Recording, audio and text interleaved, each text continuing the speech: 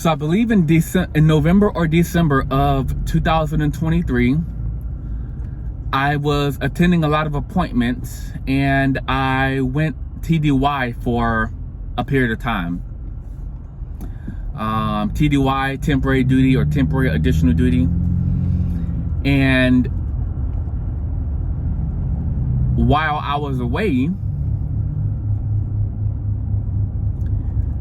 I gained the strength back to continue fighting and advocating for myself that I have been doing at that time for the past 5 years with still no help.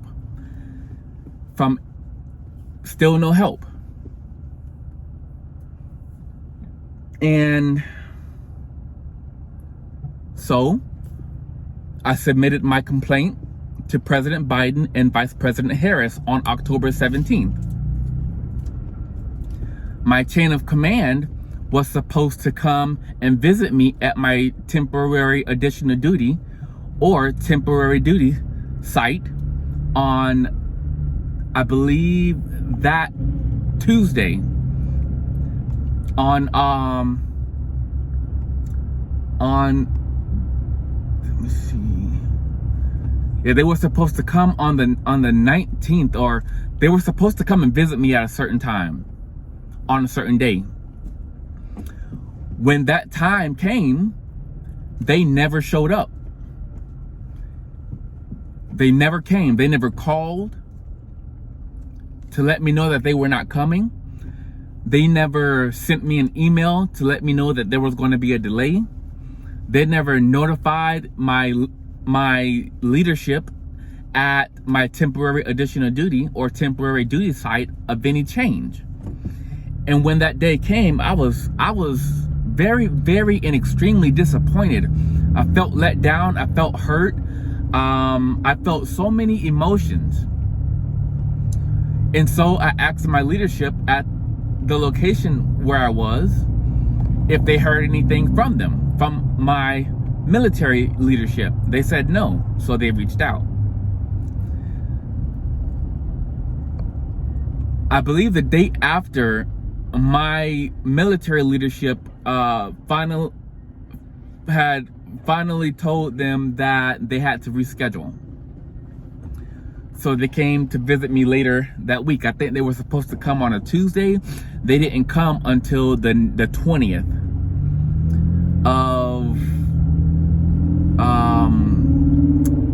of that particular month.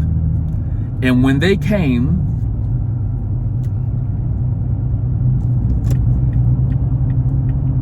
one of my supervisors stared me down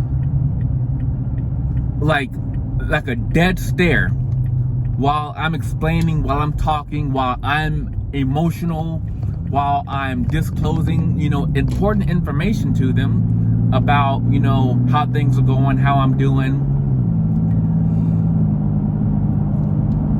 No expression on his face of any kind to show concern, empathy, or sympathy or anything. And after their visit, I had to self-reflect, like, what happened? And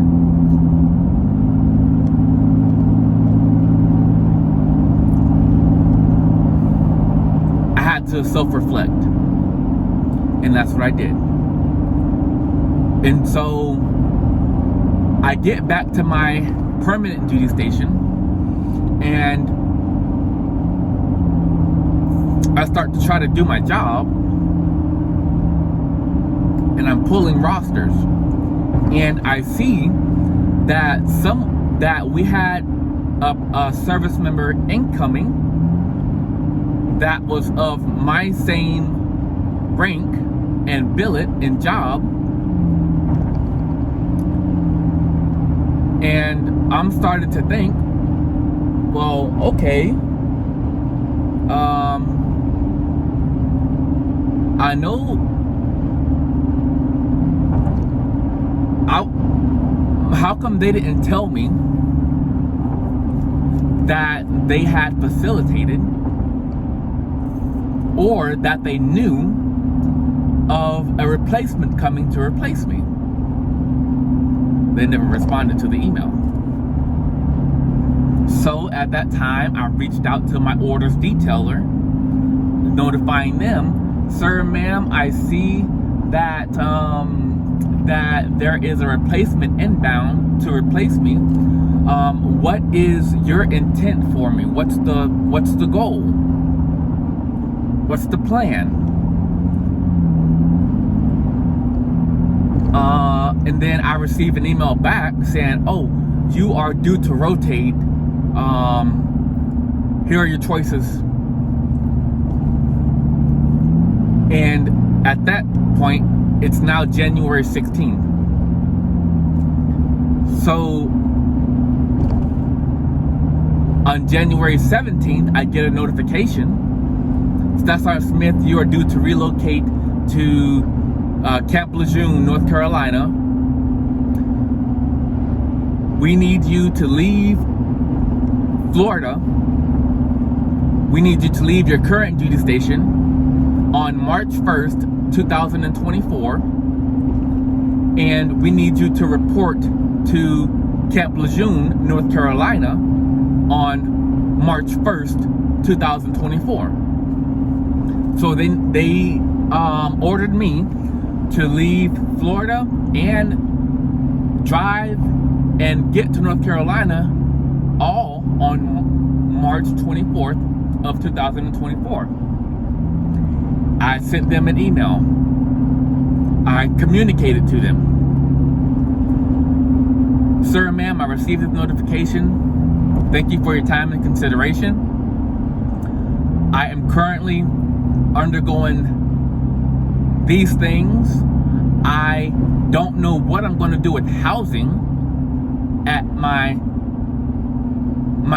the home that I own in Florida.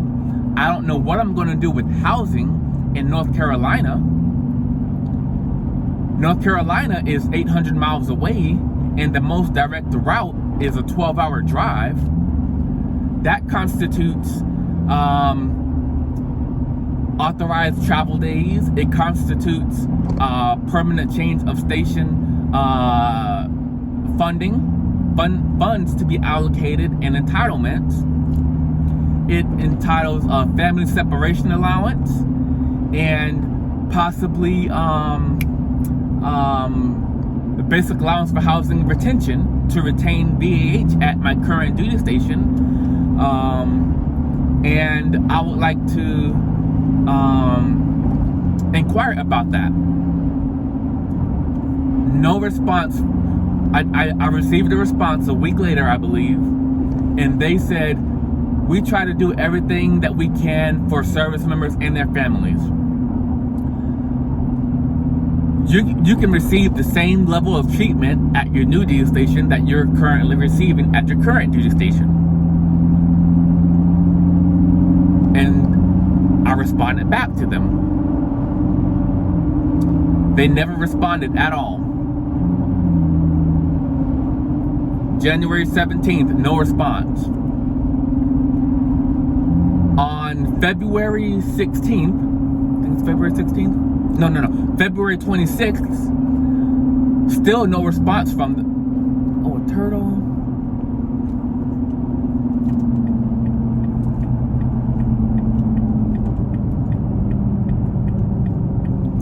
There's a turtle, guys. I gotta go save it real quick. Give me a second. Hopefully I don't get stuck.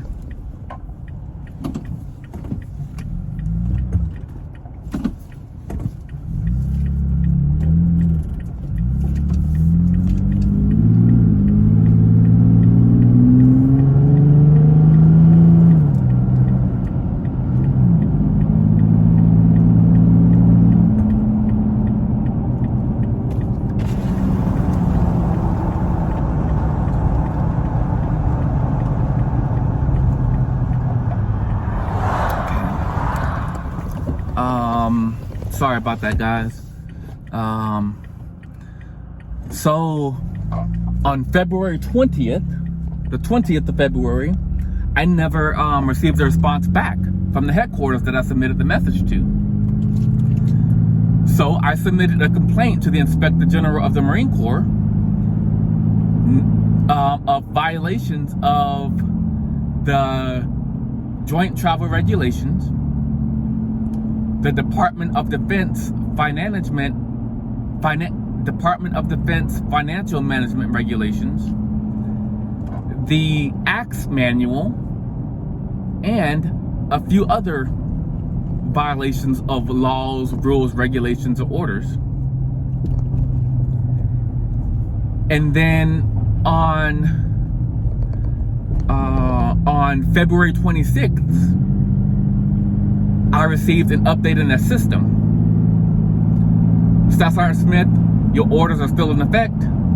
This is what the system said. This is not what somebody said, but the system said, we still need you to depart Florida on March 1st. We're talking about February 26th. We still need you to leave on March 1st, but we need you to report to North Carolina no later than March 31st. And at this time, we'll allocate funds for your trip.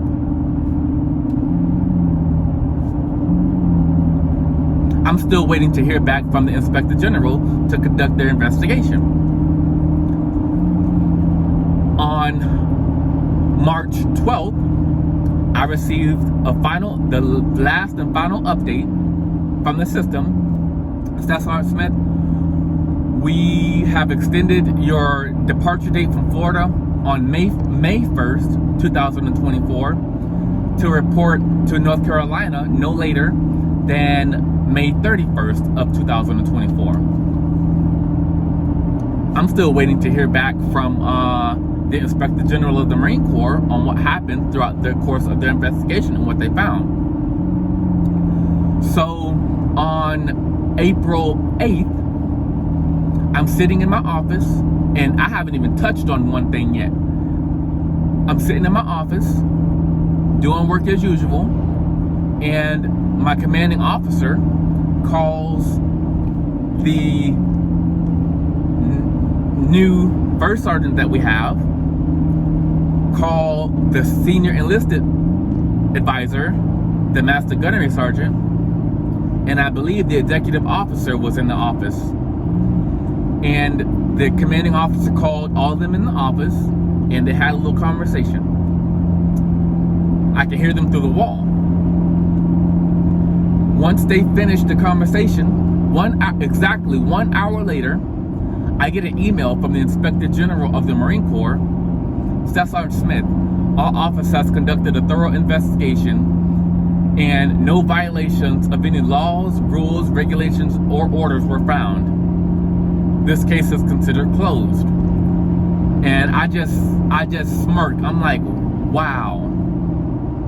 So my leadership knew that I was going to get that notification, and they didn't even come back and give me a heads up. They didn't even let me know, hey, Staff Sergeant Smith, we received a call today,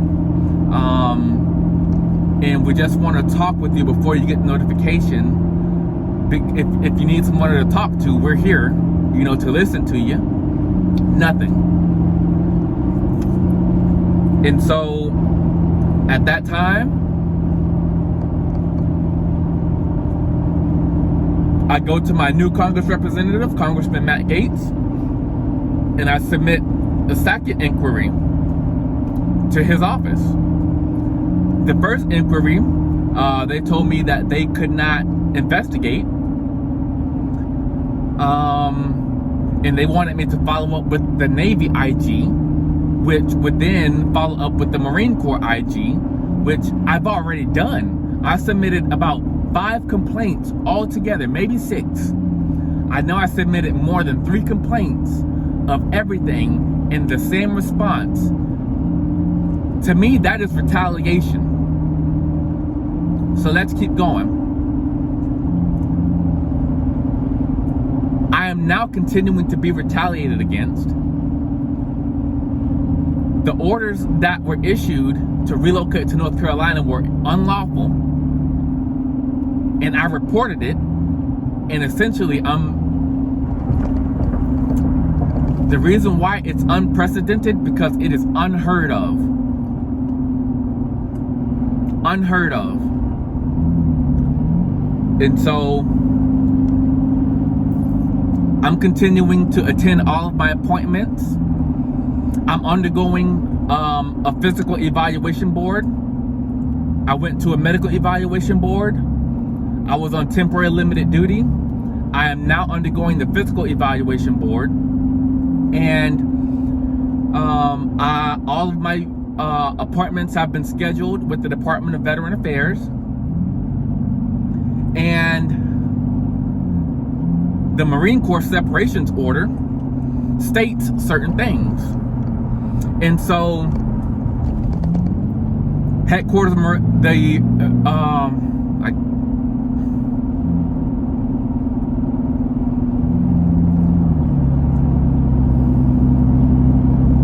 certain things are going on, and I'm reporting it, and nothing's being done about it.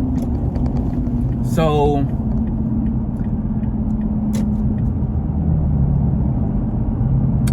I've been isolated. My unit has thrown me in a back office. I cannot see permanent personnel. I cannot see students. I can't do my job. They took my government computer away from me. They took my government cell phone away from me. They told me not to come into the office anymore unless they notify me to come in. So they barred me from the office, which I have via text message and via recording. They told me not to talk to my counterpart. They told me not to talk to my subordinates. And that's everything that's going on right now. So the orders that they issued to relocate were unlawful and were not supposed to be issued in the first place. However, even though I told them about that, they are disregarding my well-being. And this is being retaliated against. So their intent and their goal is for me to leave my treatment team and leave my support system, which will make things worse. And essentially, they do not want me to relocate so that they can process me for administrative separation, which they have promised and told me that they will start to take legal action. So that is what is happening right now. And that concludes this video.